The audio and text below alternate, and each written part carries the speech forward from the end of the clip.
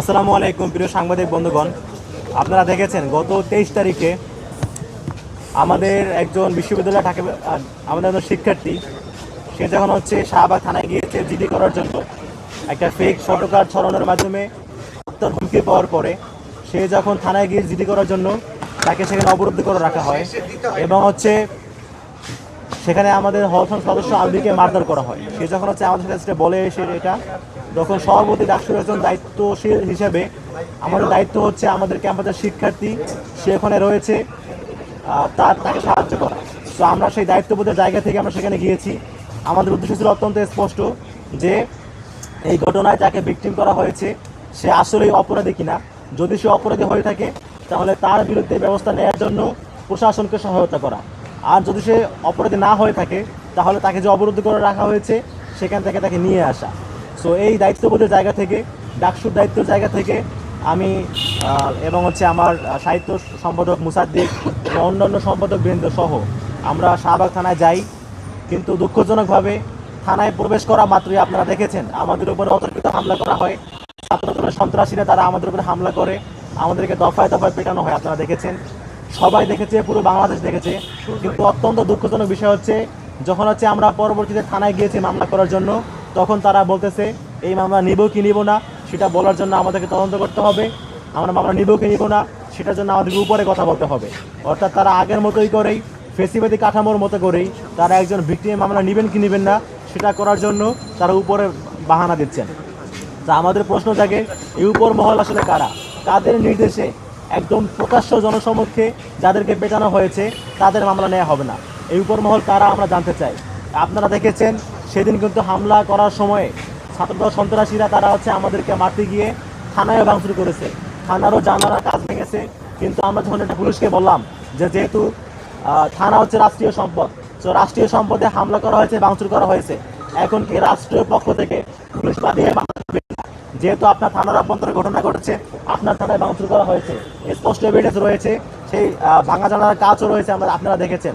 তো আমরা যখন প্রশ্ন করলাম যে আপনারা কি এখন রাষ্ট্রের পক্ষ থেকে পুলিশ বাদিয়ে মামলা করবে কিনা, সে আমাদেরকে বললেন যে আমরা জানি না ভাঙচুর করে হয়েছে কি হয়নি। অত্যন্ত হাস্যকর কথাবার্তা, যেখানে পুরো বাংলাদেশ দেখেছে ওখানে কি হয়েছে। মব তৈরি করে দুইজন ডাকসু নির্বাচিত প্রতিনিধিকে হামলা করা হলো, অন্যান্য হল পেটানো হলো, সাংবাদিকদের মারধর করা হলো।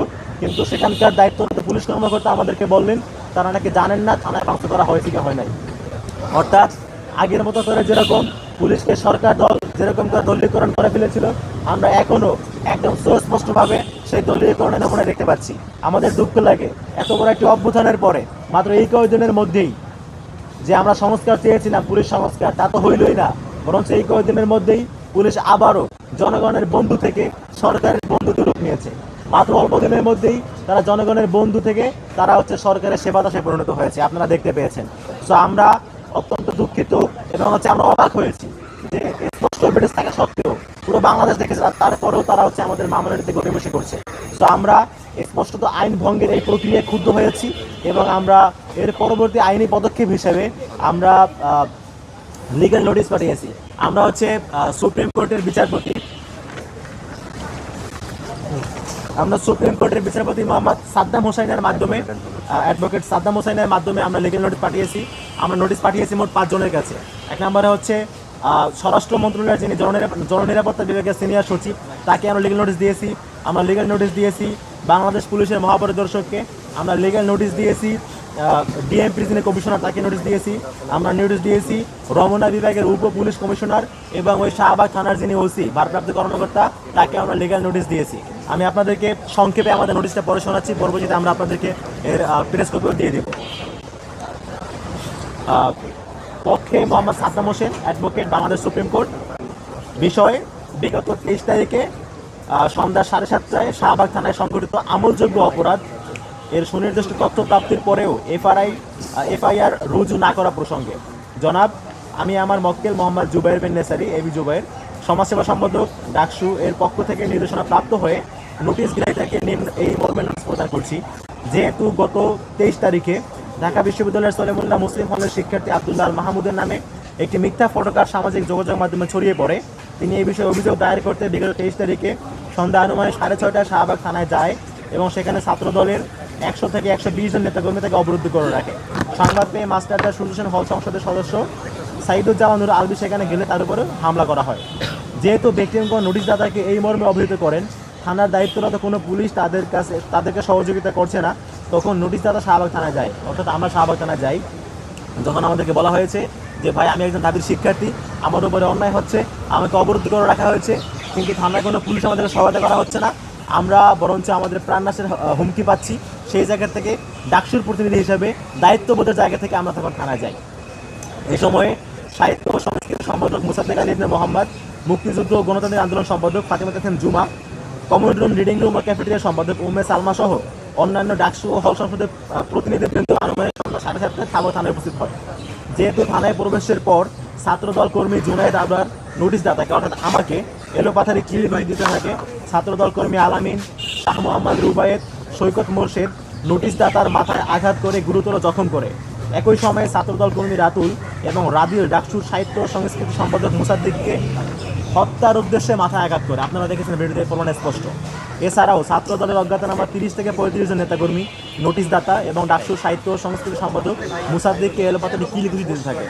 যেহেতু অতবার মামলা থেকে বাঁচতে নোটিশদাতা এবং ডাকসুর সাহিত্য ও সংস্কৃতি হামলা থেকে বাঁচতে নোটিশদাতা এবং ডাকসুর সাহিত্য ও সংস্কৃতি সম্পাদক মুসাদ্দিক 5 নং নোটিশ গ্রহীতার অর্থাৎ যিনি থানার ওসি তার রুমের দিকে এগিয়ে গেলে হামলাকারীরা ব্যক্তিগণকে ঘেরাও করে মাথায় আঘাত করে গুরুতর জখম করে। আপনারা দেখেছেন, সুস্পষ্ট এভিডেন্স রয়েছে। যেহেতু শিক্ষার্থীরা উক্ত ঘটনায় গুরুতর জখমপ্রাপ্ত নোটিশদাতা এবং অন্যান্য ব্যক্তিদের উদ্ধার করে ঢাকা মেডিকেল কলেজে ভর্তি করেন। যেহেতু উক্ত ঘটনায় নোটিশদাতা সহ গুরুতর জখমপ্রাপ্ত ব্যক্তিগণ ঢাকা মেডিকেল কলেজ হাসপাতালে চিকিৎসা গ্রহণ শেষে মেডিকেল সার্টিফিকেট সহ হাসপাতাল থেকে ছাড়পত্র লাভ করেন। যেহেতু নোটিশদাতা চিকিৎসা গ্রহণ শেষে 26 তারিখে শাহবাগ থানায় বিগত 23 তারিখে সুনির্দিষ্ট আমলযোগ্য অপরাধের বিবরণ সহ এভিডেন্স সহ এজাহার নিয়ে 5 নং নোটিশদাতা অর্থাৎ ওসির নিকট উপস্থিত হন, কিন্তু তিনি সুনির্দিষ্ট আমলযোগ্য অপরাধের বিষয়টি FIR হিসেবে রুজু করতে অস্বীকৃতি জানান।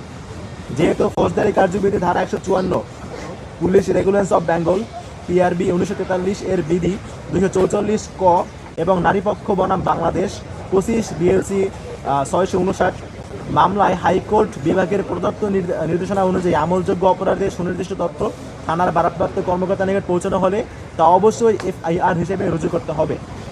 এমতা অবস্থায় গত 26 তারিখে নোটিশদাতা কর্তৃক প্রদত্ত তথ্যের ভিত্তিতে অতি সত্বর FIR রুজুর প্রয়োজনীয় ব্যবস্থা গ্রহণ করতে নোটিশ গ্রহীতাগণকে বিশেষ করে 5 নং নোটিশ গ্রহীতাকে অনুরোধ করছি, অন্যথায় আইনানুগ ব্যবস্থা গ্রহণ করা হবে। ধন্যবাদ আনতে Mohammad Saddam Hossain, advocate, Bangladesh supreme court. তো সাংবাদিক বন্ধুরা, আপনারা দেখতে পাচ্ছেন আমরা আমাদের যে ন্যায় বিচার পাওয়ার আশা করছি, সেই ন্যায় বিচার পাওয়ার জন্য আমরা আমাদের প্রয়োজনীয় সকল আইনি পদক্ষেপ গ্রহণ করব। আমরা এই পর্যায়ে লিগাল নোটিশ দিয়েছি, এরপরেও যদি আমাদের মামলা না নেওয়া হয়, আমরা যদি ন্যায় বিচার থেকে বঞ্চিত হই, আমাদের আইনি পদক্ষেপের মধ্যে যা যা করা প্রয়োজন প্রত্যেকটা স্টেপ আমরা ফলো করবো। অবশ্যই করে যারা থানার ভিতরে ঢুকে 2 জন নির্বাচিত প্রত্যেকে হামলা করতে পারে, এই সন্ত্রাসী জঙ্গি ছাত্রদলকে অবশ্যই আমরা বিচারে কাঠগড়ায় দাঁড় করাবো ইনশাআল্লাহ।